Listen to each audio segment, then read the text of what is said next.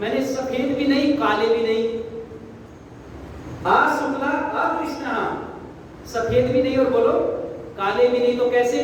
तो वहां लिखा है योगी जनों के लिए, जिनको विवेक ज्ञान प्राप्त हो गया है, जिनको तत्व ज्ञान हो गया है, ऐसे लोगों के लिए ना काले और ना सफेद, ना कृष्ण ना शुक्ला, उनके लिए है निष्काम कर्म। निष्काम कर्म। मैं प्रवचन कर रहा हूं, ये प्रवचन कोई मेरी बड़ाई करे, कोई मेरी प्रशंसा करे, कोई मेरी निंदा करे, उससे मेरे ऊपर असर नहीं पड़ना चाहिए। मेरे मन में एक विचार होना चाहिए कि मैं ये प्रवचन सत्य का उपदेश कर रहा हूं, दूसरों के मार्गदर्शन के लिए कर रहा हूं, मैं वेदोक्त वाणी का वाचन कर रहा हूं, मैं ऋषियों के बताए हुए सिद्धांतों का प्रतिपादन कर रहा हूं, उनको बता रहा हूं, समझा रहा हूं, बस एनफ। यदि इससे आगे ये हुआ कि मुझे जरा सा भी लगा, मैं इतनी गर्मी में चल करके आया हूं, मेरी यहाँ पर मान नहीं हुआ, बड़ाई नहीं हुई, प्रशंसा नहीं हुई, मुझे क्रोध आ गया, जरा सा भी आ गया, तो ये निष्काम कर्म की कोटि से अलग, ये सकाम कर्म है। इसलिए कहते हैं योगी जनों के लिए ना कृष्ण है ना शुक्ला, महर्षि पतंजलि लिख रहे हैं कि ना शुक्ला ना कृष्ण है, काली भी नहीं सफेद नहीं, निष्काम कर्म। यदि मोक्ष प्राप्त करना चाहते हो, यदि चिरकालिक आनंद प्राप्त करना चाहते हो, तो लोगों कैसे कर्म करने पड़ेंगे? निष्काम कर्म। अब सभी तो निष्काम कर्म नहीं कर सकते, प्रत्येक व्यक्ति को विवेक पैदा नहीं हुआ है, प्रत्येक व्यक्ति को तत्व ज्ञान पैदा नहीं हुआ है। जब तत्व ज्ञान नहीं होगा, विवेक नहीं होगा, तो निष्काम कर्म करना भी संभव बोलो नहीं है। तो जो निष्काम कर्म नहीं करता, फिर उसके लिए क्या? तो शास्त्र कहता है कि सामान्य व्यक्तियों के लिए 3 प्रकार के कर्म, और वो 3 प्रकार के कर्म कौन से हैं? तो कहते हैं कि पहला है, आप सकाम कर्मों की कोटि में 3 कर्म आते हैं, शुभ कर्म, अशुभ कर्म और मिश्रित कर्म।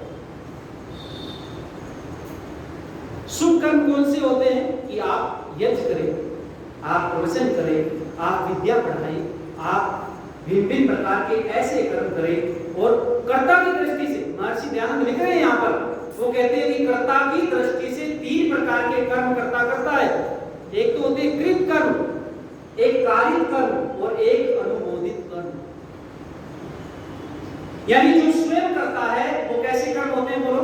उसको कहते हैं कृत कर्म, जो कर्ता स्वयं करता है, और कारित कर्म वो कहलाते हैं जो किसी के द्वारा बोलो करवाए जाते हैं, और अनुमोदित कर्म वो होते हैं जो कर्ता किसी का अनुमोदन करके, प्रेरणा करके दूसरों से बोलो करवाता है। तो ये कर्ता की दृष्टि से 3 प्रकार के कर्म हुए, शुभ, अशुभ और मिश्रित। 3 प्रकार के कर्म सामान्य मनुष्यों के लिए कहा। अब जब ईश्वर ने कहा कि सबसे पहले श्रेष्ठ यदि कर्म को की कोटि में जानना चाहते हो, तो पहले सबसे श्रेष्ठ कर्म कौन से करो बोलो? निष्काम कर्म करो। लेकिन लोगों ने कहा कि हम तो निष्काम कर्म कर नहीं सकते, तो ईश्वर ने थोड़ी छूट दी। और क्या छूट दी? उन्होंने कहा कि ठीक है, निष्काम कर्म नहीं कर सकते तो शुभ कर्म करो। शुभ कर्म, कुछ लोग कहने लगे कि हम तो शुभ कर्म भी नहीं कर सकते, हमारा तो काम ही ऐसा है, चोरी करना, डाका डालना। तो कहने लगे नहीं, इस काम की आज्ञा नहीं, एक काम की आज्ञा मैं और देता हूं, मिश्रित कर्म का। मिश्रित कर्म में थोड़े शुभ होंगे, थोड़े अशुभ होंगे, जैसे खेती करना। जानबूझ करके आप उन कर्मों को कर रहे हैं, लेकिन वहां पर बहुत सारे खेती करने में ऐसे जीव जंतु हैं जो मारे जाते हैं। तो ये मिश्रित कर्म की कोटि में शास्त्रों में लिखा है कि मिश्रित कर्म करो। और एक जो आते हैं अशुभ कोटि के कर्म, जब लोग कहते हैं तो मिश्रित भी कर्म नहीं कर सकते, तो शास्त्र कहते हैं, ईश्वर कहते हैं नहीं, वो अशुभ कर्म करने की मैं आपको प्रेरणा नहीं दूंगा। आपकी इच्छा है, आप स्वतंत्र हो, करोगे तो दंड मिलेगा। अशुभ कर्म करोगे तो उसका दंड छोड़ूंगा नहीं, ठीक ठीक न्याय होगा। तो इसलिए कहा है कि पहली कोटि के कर्म करने की प्रेरणा इस मंत्र में दी गई है। महर्षि दयानंद ने स्पष्ट शब्दों में लिखा है अपने भाष्य में, वो कहते हैं इस बात को कि निष्काम कर्म करो 100 वर्ष। और महर्षि पतंजलि ने कहा है कि सती मूल्य कर्म पापो जाति आयु हो, कि पिछले कर्मों के आधार पर जाति मिलती है, आयु मिलती है और भोग्य पदार्थ मिलते हैं। अब जाति तो पिछले कर्मों के आधार पर मिलती है, लेकिन आयु और भोग को दुनिया के लोगों जन्म लेने के बाद में व्यक्ति आयु और भोग को घटा को बढ़ा सकता है। ये महर्षि दयानंद है। अब जाति से अभिप्राय ये नहीं है, कर्म व्यवस्था में आप पढ़ेंगे, कर्म का विज्ञान बहुत बड़ा है, बहुत बड़ा है। ऋषियों से जब पूछा गया तो उन्होंने अंत में ये कह दिया कि ठीक ठीक प्रकार से, ठीक ठीक रूप से कर्मों के फल को जानना संभव नहीं है। कर्मों के फल को जानना, कर्म फल व्यवस्था को जानना संभव नहीं है। लेकिन जितना जितना ऋषियों की समझ में आया, जितना जितना महापुरुषों की समझ में आया, उतना उतना उन्होंने अपने शास्त्रों के अंदर लिख दिया। और आगे कहते हैं कि 100 वर्ष तक कर्म करते हुए जियो तो आपको इन्हीं कर्मों के आधार पर जाति मिलेगी। जैसा आज आप कर्म कर रहे हो, जाति से अभिप्राय ये नहीं है कि जाट, गुर्जर, अहीर, राजपूत, बनिया, इन सब जाति नहीं। नो। शास्त्रों में महर्षि पतंजलि ने जातियों को इन श्रेणियों में विभाजित किया। क्या कहते हैं? अंडज, स्वेदज, जरायुज और उद्भिज। इन 4 प्रकार की जातियों में विभाजित किया गया। अंडज कौन सी? जो अंडे से पैदा होते हैं वो समस्त प्राणी एक जाति के। जरायुज मैंने जेर से, झिल्ली से जो पैदा होते हैं वो समस्त प्राणी एक जाति के। स्वेदज, श्वेत कहते हैं पसीने को, जो पसीने से निकलते हैं, जैसे जू है, खटमल इत्यादि। पसीने से उत्पन्न होने वाले जो जीव हैं वो सब क्या है? बोलो, एक जाति के हैं। और अंतिम बात कहते हैं पतंजलि ऋषि, वो कहते हैं उद्भिज, जो पृथ्वी को फोड़कर निकलते हैं, वो सब एक जाति। इन 4 जातियों में जाति का विभाजन करते हुए लिख रहे हैं कि ये 4 प्रकार की जातियां हैं जो आज मनुष्यों ने अपनी व्यवस्था बना दी है। ये जातियां, इन चारों जातियों में ठीक ठीक कर्मों के अनुसार, पिछले जन्मों के कर्मों के अनुसार इन जातियों में व्यवस्था मिलेगी। और इन जातियों में आयु भोग भी अलग अलग है। मनुष्य जाति में मंत्र कह रहा है कि 100 वर्ष तक जियो। 100 वर्ष की शक्ति आपके शरीर में ईश्वर ने डाली है। लेकिन आपके भोग्य पदार्थ कैसे हैं, आपकी दिनचर्या कैसी है, आपका रहन सहन कैसा है, आपका खान पान कैसा है, आपका उठना बैठना, बोलना, ओढ़ना पहनना कैसा, इसके आधार पर आप आयु को घटा और बढ़ा सकते हैं। आयु को घटाया और बढ़ाया जा सकता है। आप 100 वर्ष से ज्यादा भी जी सकते हो और आप 100 वर्ष से पहले भी मृत्यु को प्राप्त कर सकते हो। ये आपके भोग पर, आपके आहार पर, आपकी निद्रा पर, आपके मैथुन पर, इन सब चीजों पर डिपेंड। इसलिए मंत्र इस बात का संकेत कर रहा है कि 100 वर्ष तक जिए, कर्म करते हुए। अब जब जीना ही है तो 100 वर्ष तक क्यों न जिया जाए? अच्छा, मुझे एक बात बताओ, आप क्या कोई भी व्यक्ति मरना चाहता है संसार में? आप एक चींटी को भी पकड़ोगे, हाथ लगाओगे तो क्या करती है? वो दौड़ती, बहुत तेज भागती है चींटी। क्यों? क्योंकि उसको भी मृत्यु का भय है, उसको भी मौत से डर लगता है, वो भी चाहती है संसार में जीना। और किसी ने तो बड़ा सुंदर लिख दिया कि अंगम दलितम पलितम दंडम दशम विहीनम जातम दंडम मृत्यु याति गृत्वा दंडम तत्वी न मुंचत प्यासा। क्या कहता है कि शरीर एकदम से गल गया, बुढ़ापा इतना आ गया, शरीर के बाल पक गए हो, लाठी के सहारे चलना पड़ रहा हो, दांत सारे गिर चुके हो, लेकिन फिर भी जीने की आशा बोलो लगी। कोई मरना नहीं चाहता, हमेशा जीना चाहते हो। तो जब जीना ही चाहते हो तो क्यों न अच्छे तरीके से जिया जाए, क्यों न ऐसे तरीके से जिया जाए जिस बात को वेद का मंत्र संकेत मात्र करके कह रहा है कि 100 वर्ष तक जियो। लेकिन कैसे जियो? निष्काम कर्म करते हुए जियो। यदि सकामता आ गई तो जाति आयु भोग घेर लेंगे, जाति आयु भोग घेर लेंगे तो दुख आ जाएंगे, और दुख आ जाएंगे तो संसार में फिर इन दुखों को भोगने के लिए आना पड़ेगा।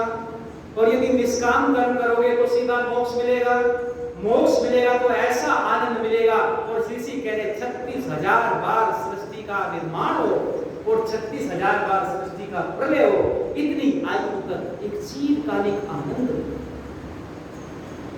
ये व्यवस्था दी है वेदों में, ये व्यवस्था दी है ईश्वर, ये व्यवस्था दी है हमारे ऋषियों ने। और उन्होंने बताया है कि 100 वर्ष तक ऐसे जियो तो मंत्र का अगला हिस्सा कह रहा है कि त्वयि, एक शब्द आया है मंत्र में त्वयि। त्वयि कहते हैं तुझ, और नरे शब्द भी विभक्ति है यहाँ, नरे, तुझ मनुष्य में, नए कर्म लिप्यते नरे, मैंने तुझ मनुष्य में कर्मों का लेप नहीं चढ़ेगा, कर्म तुझको घेरेंगे नहीं यदि क्या करोगे। तो पहले मंत्र में पूर्वार्ध में बताया गया है कि यदि निष्काम कर्म करोगे तो इन कर्मों से बच जाओगे। अब कर्म करके ही कर्मों के बंधन से बचा जा सकता है। जरा पढ़ो मंत्र को। मंत्र कह रहा है, पहले पूर्वार्ध में कहा गया कि 100 वर्ष तक कर्म करते हुए जिए, तो प्रश्न उठा कि कैसे कर्म करें, तो कहता है निष्काम कर्मों को करते हुए 100 वर्ष तक जिए, तो फिर क्या होगा। तो मंत्र का उत्तरार्ध कह रहा है कि यदि 100 वर्ष तक निष्काम कर्म करते हुए जियोगे तो क्या होगा कि आपको ये कर्म, ऐसे कर्म जो जाति आयु भोग के बंधन में डालते हैं, उन कर्म आपको लपेट नहीं पाएंगे, उन कर्मों के लपेट से बच जाओगे। एवं कोई न अन्य हेतुवस्ति, इसके अलावा कोई दूसरा रास्ता बोलो, इसके अलावा कोई दूसरा रास्ता नहीं है दुखों से बचने का। यदि दुखों से पूर्णतया छूट जाना चाहते हो, यदि पूर्णतया बच जाना चाहते हो, तो लोगों आपको निष्काम कर्म करने की आदत करनी है। आप यदि मिठाई भी खा रहे हो तो उसमें स्वाद मत, यदि स्वाद लिया तो फंस गए। क्यों फंस गए? क्योंकि परिणाम दुख आएगा, ताप दुख आएगा, संस्कार दुख आएगा, गुण वृत्ति विरोध दुख आएगा। परिणाम दुख, आप कहेंगे परिणाम दुख है क्या? तो कहते हैं किसी व्यक्ति की शादी हुई, पत्नी बहुत सुंदर है, आज बड़ी सुंदर पत्नी हुई, लेकिन 20 वर्ष के बाद वही पत्नी धीरे धीरे धीरे धीरे उसकी अवस्था बढ़ती जाएगी और वो पत्नी जो अभी सुंदर थी कुरूप होती जाएगी। और जिसकी सुंदरता को देख करके वो नाच करता था, जो आसक्ति उसके अंदर थी, आज वो आसक्ति धीरे धीरे छूट रही है। इसको कहते हैं परिणाम दुख।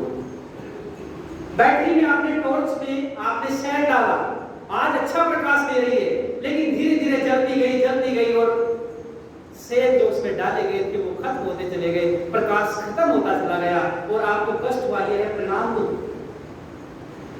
वस्त्र आपने आज नए सिलवाए हैं, नए वस्त्र पहने बैठे, धीरे धीरे जीर्ण हो जाएंगे, शीर्ण हो जाएंगे और फट जाएंगे। इसके बाद जो दुख होगा वो है परिणाम दुख। तो इस प्रकार से कहते हैं कि यदि आपने सकामता लाई तो आपको ये दुख मिले।